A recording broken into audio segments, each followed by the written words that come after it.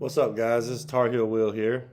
This is going to be my first official YouTube video. I tried to post one last week, but I had some problems with everything. So I think I might got it where I can get it going today. So hopefully this will be the video you see on YouTube. All right, so let's get into it. Last week, my record was 8-6. I still had a winning record, I guess, but not too happy with that. I think the week before that I had a 10-3, so that's where I kind of want to be towards. So let's get into this week's picks. Okay, so we got L.A. Chargers versus Atlanta. I'm gonna go with L.A. Chargers all day long on that one. Miami versus Chicago. Miami. I just think they're a little bit too fast for Chicago, a little bit more skilled. Carolina, Cincinnati. I just can't pick my Panthers anymore. I just can't do it. So Cincinnati, but I don't think they could beat them if they had their whole team. So Green Bay versus Detroit.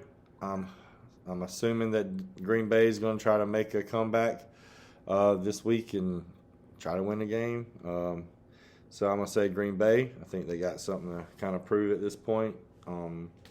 Indy versus New England. I'm going to go New England. Buffalo versus New York Jets. I'm going Buffalo, and I think that's going to be big. Minnesota, Washington. Kirk Cousins is going to come in and dice them up. So I'm going Minnesota. Las Vegas Raiders versus Jacksonville. I'm going Las Vegas. Seattle versus Arizona. I'm going Seattle on this one. LA Rams, versus Tampa Bay. I'm going to take Brady. I'm not going to bet against him. He's got a lot to prove too. But so this is today is going to be a big one because if he loses this may mean something. This may be the end of Brady. Tennessee versus KC. I'm going Kansas City. Can't bet against them. I think it's going to be close, though. Derrick Henry's going to carry the load for the most part. Then let's get to Monday night. It'll be Baltimore versus New Orleans. I'm going to go to Baltimore. I just think they're just a better team all around. All right. So next thing I would like to get onto is some of my prize picks. Haven't really been doing well lately. In the past week, I won big a couple weeks ago, and now I'm kind of went down. So no worries though; it's not a big deal. But I got 2 slips today, nothing big. I think I put $5 on each one, so I think I can win a total of $100 if I hit both of them. I'd like to just hit one for the most part. So one of my slips is a flex pick, which will be a 5-person flex. So if I hit 4 of them, I'll double up on my money. So that's the bare minimum goal right there. So I took Deontay Foreman plus 70.5 rushing yards. Travis Etienne, I think that's how you say it, plus 17.5 rushing attempts. Aaron Jones plus 5 receiving targets. Stephon Diggs plus 9 receiving targets. Bills defense plus 3 sacks. That's on my first slip, flex. Now my power play, which is a 4 pick power play, that means I got to hit all of them to win this one. But this is I did a passing, rushing, and receiving touchdown slip. So I picked Aaron Jones, the plus 0.5 to get on a touchdown. Travis Etienne, plus 0.5. And Dalvin Cook, plus 0.5. Kenneth Walker, plus 0.5. So that's my power play. So that's my 2 slips for today. Hopefully we can hit one of them at least, or at least get my money. Well, if I double on one, miss the other one, I'll just break even. So let's see what happens. It's just kind of fun to have something extra. So World Series. I'm not a big baseball fan. Yes, I say I pull for the Red Sox, but I haven't probably watched the game. I've watched highlights in the past few years, so I wouldn't say I'm a big fan, but I keep up with it. But yeah, the Astros won again. They won with the 4-2 in the series. I really can't get behind a team and even be a little excited for them when I know they cheated in the past, just like the Patriots. You kind of, I don't know. I can't pull for you if I know you cheated once and all of a sudden you start winning. But not saying they cheated. I don't think they did, but I didn't pay attention enough to know what's going on. But congratulations, Astros. I guess go celebrate. Get ready for next season. Now, big shake-up in college football yesterday with Clemson, Alabama losing. I think at that point, with both them losing, puts them out of the playoffs, which is odd because it's been a while since any one of them has not been in the playoffs. I think they've been in the playoffs ever since the playoff system started, but they got beat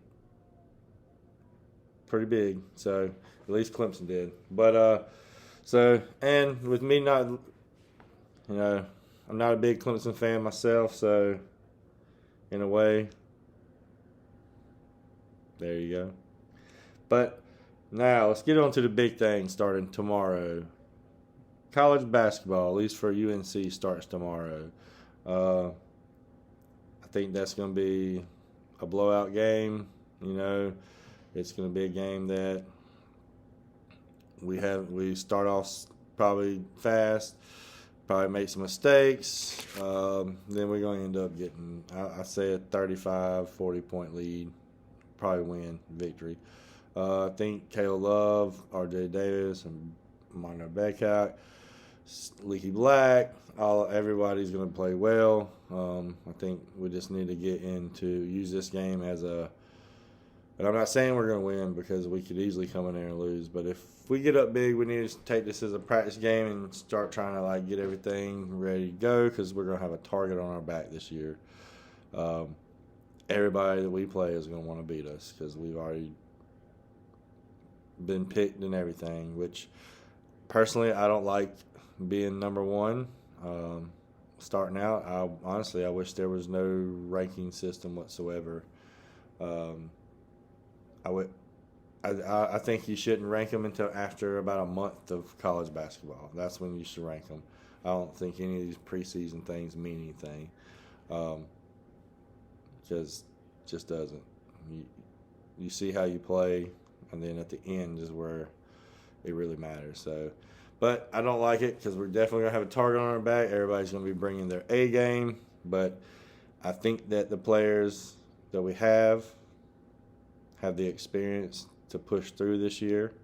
I think statistically, if you go look back at when UNC made it to the finals or made it to the Final Four and lost, they probably have a high percentage that the next year they came back and won it. So I think that's think we have a good chance this year just because history does repeat itself, and statistically, they always come back and win, especially when those players that were in that game that lost in the championship or Final Four came back. They won. Now, the only team in my mind that came back with a vengeance that I knew from day one that they were going to win a championship and it didn't matter was Tyler Hansborough, Danny Green, Ty Lawson, all those cats. Okay, that team right there. Yeah, Wayne Ellington. Yeah, when they all came back, I knew there was not a chance for anyone to beat us. No, we got beat, but we were going to win the championship. Nobody was going to take it from us. So, do I feel like that? How strong do I feel like that this year? I wouldn't say as strong. But I would say I feel more like they can do it this year than when the last time we won, which Joe Barry. when we lost and came back in Joe Barry, I would have never thought that they would have won the championship. So, no, I didn't have high hopes for that. They just won. Even last year's team, I didn't expect us to get that far. So, but in true fashion, we always blossom late and hit our stride. So, we always got to trust that process throughout the season that's going to happen. And I feel like we have a good shot. I haven't made a so. Now, went to the Hornets game last night against the Nets. I think this was the first time I've ever seen KD play. I think I was supposed to go see him years ago when he was with OKC, but something happened and I couldn't go. But he's just long, and I know we all know this, but like actually seeing him in real life, like he's long. He just is. He can get to his spots. I mean, he can do what he wants pretty much. But it was a good game, back and forth. The Hornets blew it, but even without Melo or Gordon. They both were on the bench. Terry Rozier played great. But I wouldn't say great, good. Kept us in the game. PJ played good. Everybody played good leading up. I mean, 6 minutes left in the fourth quarter, we're up by 11 with the ball. And we just gave it away. KD kind of made some shots. KD really could have done what he wanted to, but we just gave it up in the end. I don't understand. I think the Hornets are just that mediocre team, and that they're one or two stars away, and we got to stop getting players that are like in their last 2 years of their career, 2 or 3 years of their career. Like, we need some fresh, good players, but we don't have anything to offer. And if we do have anything to offer, it's what we have now, and then we're back to nobody or not having anything. So we got to do something because we need help with Melo. Miles Bridges was an up and coming player, but we know how that turned out. He's gone. But without those, with Gordon Hayward and Melo last night, it was a close game. So that was good. And I mean, we probably could have beat them, but they didn't have Kyrie or Ben Simmons, which Ben Simmons is nothing.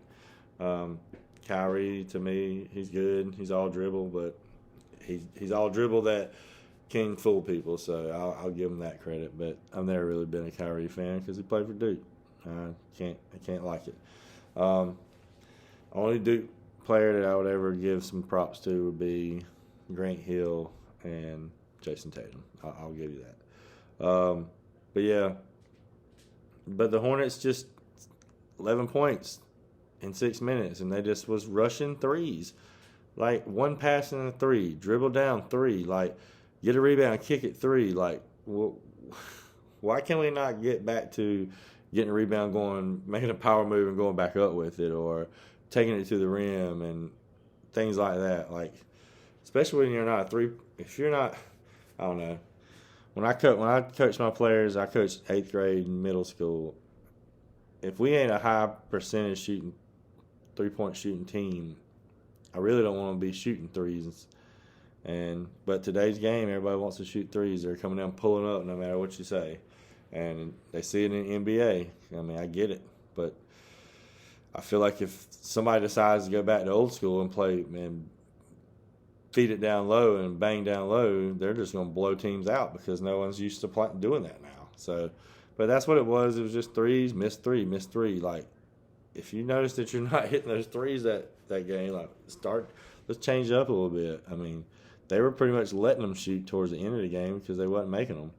So, that's my recap on the Hornets game. It was fun atmosphere. It was good.